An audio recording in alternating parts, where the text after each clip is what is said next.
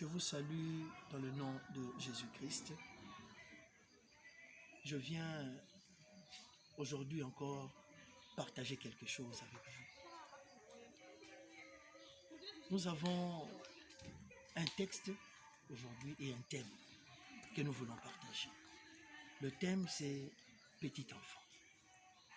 Le texte, nous l'avons tiré dans Matthieu 18, Matthieu chapitre 18, le verset 3, et 19, Matthieu 19, le verset 13 à 14. Là, le Seigneur est en train de dire aux disciples qui empêchaient les enfants de venir vers lui. Il dit, ne les empêchez pas, laissez venir à moi les enfants, les petits enfants, car le royaume des cieux appartient à ceux qui sont comme eux. Et dans Matthieu 19, chapitre 13 à 14, il dit encore à ses disciples, si vous ne vous convertissez pas et vous ne devenez pas comme les petits enfants, vous n'entrerez pas dans le royaume des cieux. Il dit encore, c'est seulement les gens qui ont le cœur humble qui pourront entrer. Ailleurs, d'autre part dans la Bible, dans les béatitudes, le Seigneur est en train de dire, heureux les pauvres en esprit. Autrement dit, heureux ceux qui reconnaissent leur pauvreté d'esprit. Ce sont ceux-là où le royaume des cieux leur appartient. Vous savez, bien-aimé, celui qui sait se défendre n'a pas besoin de la protection de Dieu. Le Seigneur est pour ceux qui ne savent pas se défendre. Il nous compare aux petits-enfants. Si tu veux hériter du royaume, tu dois ressembler aux petits-enfants. Et comment sont les petits-enfants? Les petits-enfants sont des êtres qui ne sont pas mesquins. Ils n'ont rien de mauvais en eux. Un petit enfant, tu peux le frapper aujourd'hui, il peut partir et il revient directement. Mais il n'en est pas de même d'un adulte. Un adulte, quand tu le fais, il y a beaucoup de réactions. Il y a de la rancune, il y a des problèmes. Mais avec un enfant, tu sens qu'il n'a rien de mauvais en lui. C'est cela dont le Seigneur Jésus a besoin. Dans ma conversion, quand j'ai commencé, le Seigneur m'avait montré une image.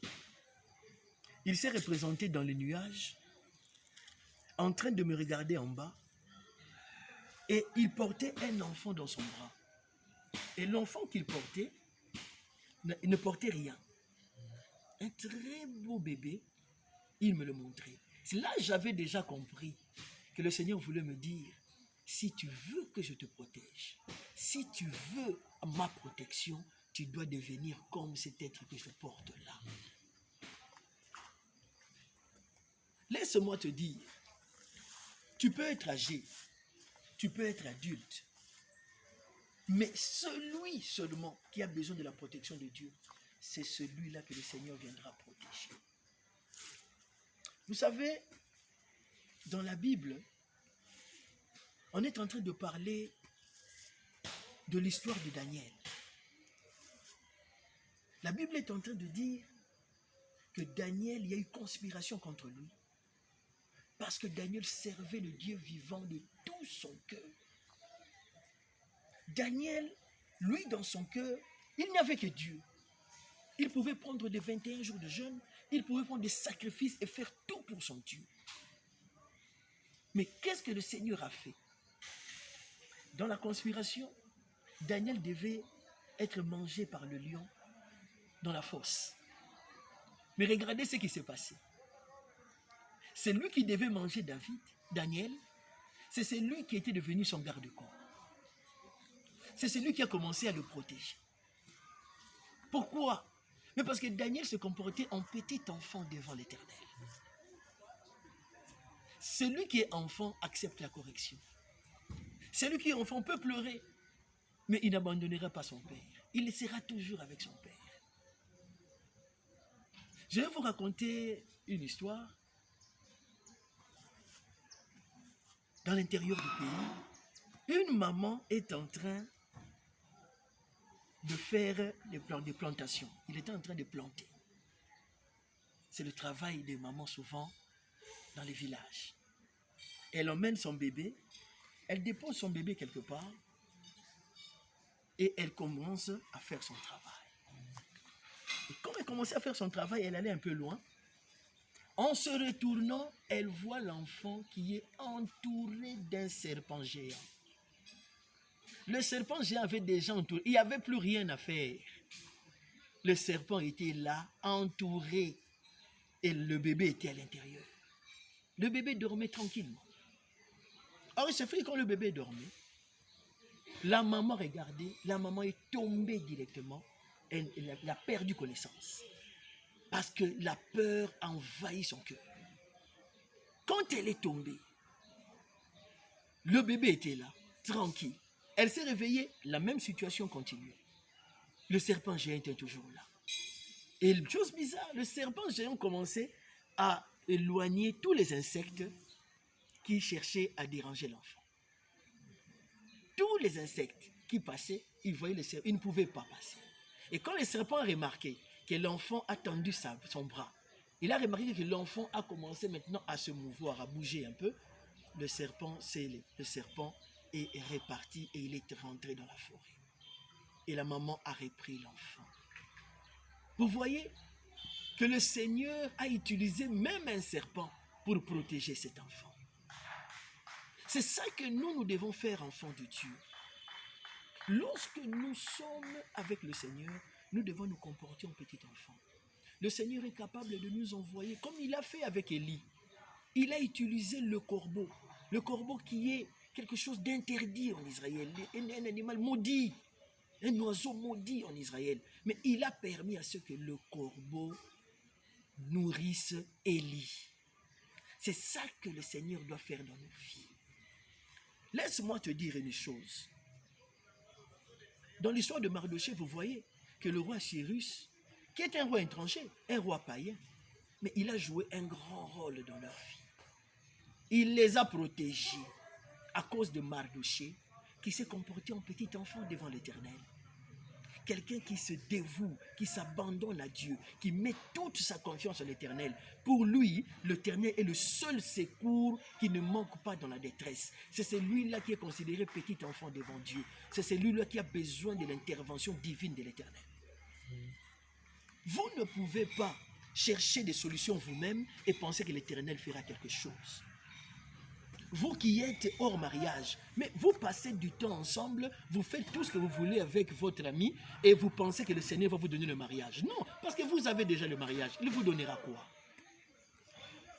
Le Seigneur donne à celui qui met sa confiance en lui. Il peut avoir un âge avancé, mais lui dans sa tête, il dit, si l'Éternel ne me bénit pas, je suis mort. Moi, c'est l'Éternel qui doit me bénir. Moi, je me confie à Dieu. Toute personne qui viendra lui dire quelque chose, il ne croira pas. Lui, il restera figé à attendre ce que l'Éternel va lui donner. C'est ça un petit enfant. Un petit enfant ne peut rien faire. Il ne peut pas manger si les parents ne donnent pas. Un petit enfant ne peut pas se vêtir si les parents ne donnent pas. C'est ça un petit enfant. Un petit enfant accepte la correction. Même si tu le frappes, il est toujours à tes côtés, en train de sourire. C'est comme si tu ne l'avais même pas frappé. Donc c'est ça ce qui est important. Pour ceux-là, le royaume des cieux est pour vous. Vous qui mettez votre confiance en l'Éternel. Vous qui attendez les secours malgré les situations contraires. Vous qui, même si on vous dit que demain, il y a des choses mauvaises qui vont arriver, mais vous avez confiance en votre Dieu, vous savez que le Seigneur, même à la dernière minute, il vous sauvera. Comme les 3 compagnons de Daniel qui sont entrés dans le feu ardent. Ils ont eu confiance jusqu'à la fin à l'Éternel. Et l'Éternel est venu les protéger. C'est ça que nous voulons dire ce matin dans votre vie. Donnez votre vie à Jésus-Christ. Abandonnez-vous entre ses mains, comme les petits enfants. Lorsque tu tiens ton enfant et que tu lances en haut, quand il descend, il sent qu'il est protégé. Il sait que rien ne va lui arriver. C'est ça celui qui est avec l'Éternel. C'est ça, c'est lui qui sait qu'il est avec l'Éternel. Il sait que l'Éternel ne l'abandonnera jamais et il ne le délaissera jamais. Voilà ce que je peux vous dire par rapport à cette pensée qui est venue en moi. Le royaume des cieux, ça appartient à ceux qui ressemblent aux petits-enfants.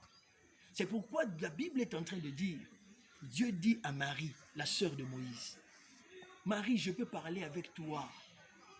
Je peux parler avec toi par les visions et les songes. Mais il n'est pas de même avec mon serviteur Moïse. Avec lui, je parle face à face. Pourquoi? Parce qu'il a un cœur humble. Dans la surface de la terre, personne ne comme lui. Vous voyez?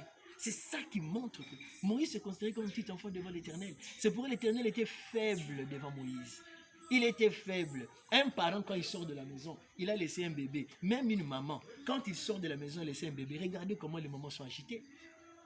Regardez comment les mamans font tout pour revenir à la maison. Parce qu'il a laissé un bébé. C'est comme ça que l'Éternel se comporte avec ceux qui croient en lui, avec ceux qui ont confiance totale en lui. À un moment donné, à la maison où j'étais avec mon épouse, notre premier enfant était en train de pleurer. Un jour, elle pleurait, elle ne cessait pas de pleurer. Elle ne cessait pas. Mon épouse commençait à gronder, commençait à se fâcher. Moi, j'ai dit non, il ne faut pas se fâcher.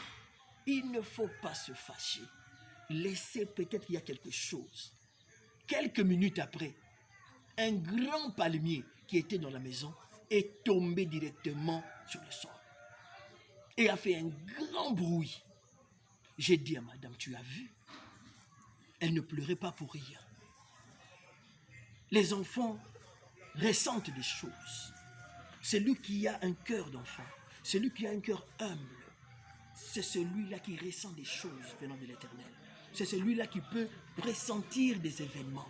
C'est celui-là qui peut comprendre. C'est celui-là que le Seigneur peut dire quelque chose et il comprend.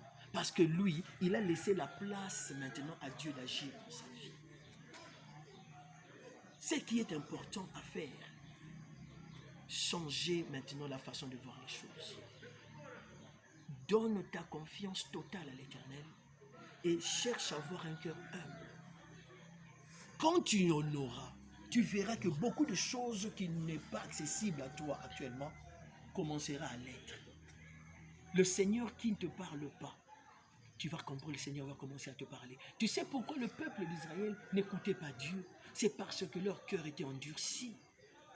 La Bible dit que le Seigneur a demandé à Moïse de préparer le peuple pendant 3 jours. Et 3 jours après, ils descendront. Malgré les jeunes, malgré tout ce qu'ils ont fait, quand le Seigneur est descendu, la Bible est en train de dire qu'ils ne l'ont pas écouté. Parce que tout ce qu'il disait, c'était comme des éclairs, des tonnerres. Ils ne pouvaient pas l'écouter parce qu'ils ne s'étaient pas préparés. Si tu n'es pas préparé, comment tu écouteras Dieu? Tu dois être préparé. Tu dois d'abord préparer ton cœur à écouter Dieu. Tu dois préparer ton cœur à recevoir l'Éternel. Sinon, ça sera difficile. Tu l'écouteras par interférence. Tu ne l'écouteras pas bien. Mais seul celui qui a un cœur pur, car dans la béatitude, on renchérit pour dire « Heureux le cœur pur, car ils verront Dieu ». Si tu veux voir l'Éternel dans ta vie, il faut avoir un cœur pur.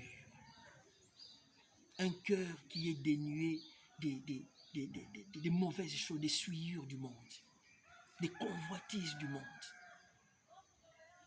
Un enfant de Dieu ne vit pas comme tout le monde. Un enfant de Dieu ne s'empresse pas comme tout le monde. Un enfant de Dieu demande d'abord la volonté de Dieu avant de faire quelque chose. Un enfant de Dieu ne peut pas, car la Bible est en train de dire, vous êtes dans ce monde, mais vous n'êtes pas de ce monde. Ne vous conformez pas au siècle présent. Mais c'est aujourd'hui seulement que nous voyons que et les enfants de Dieu et les enfants du monde, nous tous nous faisons la même chose. Nous tous nous cherchons de la même façon. Un enfant de Dieu ne cherche pas de la même façon. Un enfant de Dieu cherche selon ce que l'Éternel l'oriente. C'est ça qui est important ce matin. C'est ça que je voulais partager avec vous ce matin. Que mon Dieu vous bénisse. Nous espérons que ce que Dieu nous a révélé pourra nous faire du bien. Pourra apporter quelque chose dans vos vies. Car l'Éternel est bon, bien-aimé. L'Éternel veut seulement que nous nous préparons. Il veut nous parler, mais on n'entend pas. Parce qu'il y a beaucoup de bruit de marché, beaucoup de commerce dans nos oreilles. On ne peut pas entendre ce que le Seigneur nous dit. C'est pourquoi le Christ avait tenu une verge et il a frappé tous les commerçants et les trafiquants devant l'église. Et il dit, vous avez fait de la maison de mon Père une maison de brigands. Cette maison sera une maison de prière. Ta vie doit être une vie de prière afin d'écouter l'Éternel. Un secours qui ne manque jamais dans la détresse. C'est celui-là que tu dois suivre. Il est ton Dieu. Il veut te parler. Il veut te communiquer certaines choses. Mais tu dois être prêt à le recevoir. Et pour être prêt, sois comme un petit enfant. Sois celui, quand Dieu veut te parler, tu es disposé comme Samuel, qui ne comprenait pas que c'était l'Éternel qui lui parlait. Il fallait qu'il soit préparé par le sacrificateur Élie, afin de comprendre que c'est l'Éternel qui l'appelait. C'est pourquoi il faut accepter la correction. C'est pourquoi il faut accepter l'encadrement des hommes de Dieu valables, afin que le Seigneur commence à te parler et que tu n'aies pas tout le temps, que tu ne vives pas tout le temps les sensationnels, parce qu'aujourd'hui on vit toujours les sensationnels avec les gens. Les gens maintenant veulent les prophéties. Les gens veulent tout ce que les prophètes viennent leur dire. Non, ce n'est pas ça. La Bible dit ne méprisez pas la prophétie, mais examinez-la. Tu ne peux pas être là à vivre seulement les sensationnels. Tu cherches seulement cela. Dieu a dit, tu as fait ceci, l'autre, tu avais fait cela, hier, tu avais fait toutes choses. Ces choses sont bonnes, mais le vrai prophète de ta vie, c'est toi-même. Il faut chercher à ce que l'Éternel te parle. Et tu verras qu'il y aura la précision par rapport à ta vie. Bien-aimés, je m'arrête là.